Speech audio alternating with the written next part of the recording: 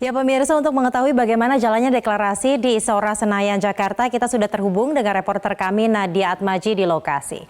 Nadia, pesan penting apa saja yang disampaikan oleh calon presiden petahana kepada para relawan Kerjo? Ya Syaza, terdapat setidaknya 3 pesan penting yang disampaikan oleh calon presiden petahana Joko Widodo di hadapan sekitar 10.000 pengusaha dan pekerja yang datang pada deklarasi ini. Yang pertama adalah terkait dengan pembangunan infrastruktur, bahwa ia mengatakan ia terjun langsung mengawasi jalannya pembangunan ini merupakan proyek strategis yang dianggap bisa memberikan manfaat yang besar bagi masyarakat. Kemudian ia juga mendengar bahwa selama ini ada yang menganggap bahwa proyek-proyek nasional, proyek-proyek strategis ini banyak yang diberikan kepada BUMN.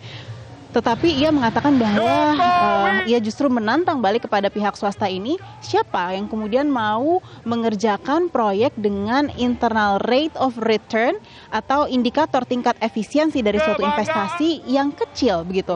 Karena menurutnya pembangunan yang dilakukan di Indonesia saat ini untuk proyek pemerintah tidak hanya mempertimbangkan untung ruginya saja, tetapi juga mempertimbangkan benefit yang kerap kali tidak bisa diukur dengan secara materi, yang artinya ini memberikan manfaat sebesar-besarnya bagi masyarakat. Kemudian terkait dengan masalah kepatuhan pajak, calon presiden petahana ini mengatakan bahwa ia optimis para pengusaha yang ada di Istora Senayan ini patuh untuk membayar pajak, tetapi yang ia harapkan ke depannya bagaimana kemudian pemerintah bisa menjadikan pajak ini bukan membebani para pengusaha, tetapi bisa memotivasi untuk investasi.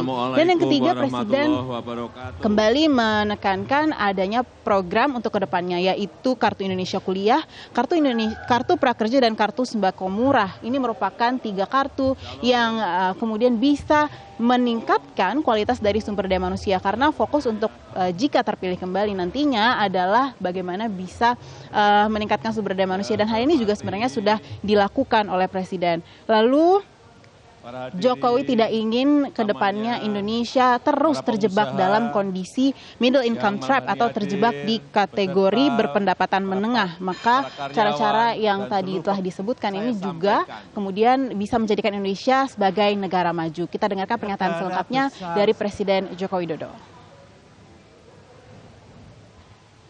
Saya datang ke yang namanya Tol Trans Sumatera, itu sudah 8 kali datang. Tunjukkan kepada saya, presiden mana yang ngecek jalan sampai 8 kali.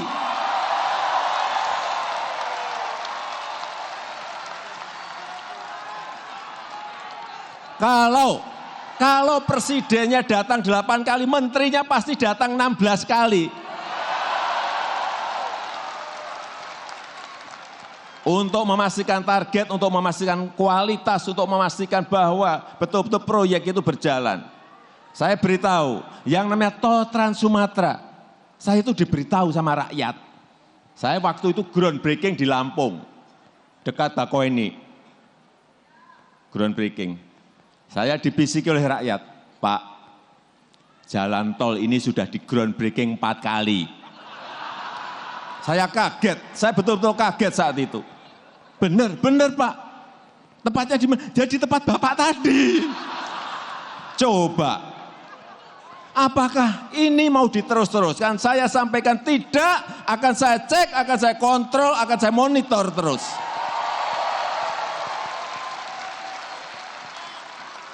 Saya pasti akan datangi terus untuk memastikan bahwa proyek-proyek besar yang penting itu berjalan.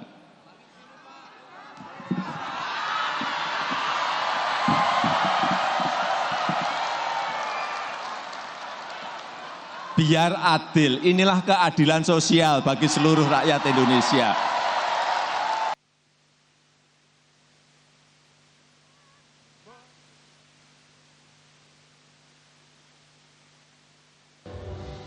Syaza.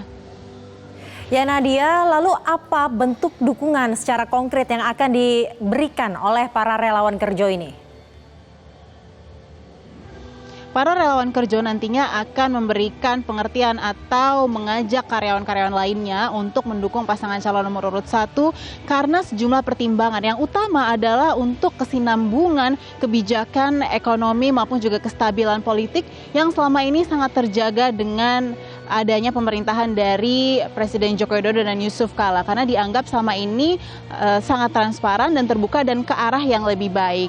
Dan kemudian mereka memotivasi juga agar tidak golput, yaitu dengan cara adanya program Clinking Fund, yaitu ketika nantinya masyarakat bisa menunjukkan jarinya yang telah tercelup ke tinta sebagai bukti telah melakukan pencoblosan, dan akan ada reward ataupun diskon-diskon dari sejumlah perusahaan yang telah bekerja sama dengan relawan kerja ini, sehingga diharapkan kemudian partisipasi masyarakat bisa meningkat dengan adanya program tersebut. Tetapi terkait dengan karyawan yang kemudian mempunyai pandangan politik yang berbeda atau tidak mendukung pasangan calon nomor 1, ini tidak ada paksaan dan tidak akan ada seperti tindakan disiplin begitu ya, karena ini mengedepankan iklim demokratis di masing-masing perusahaan.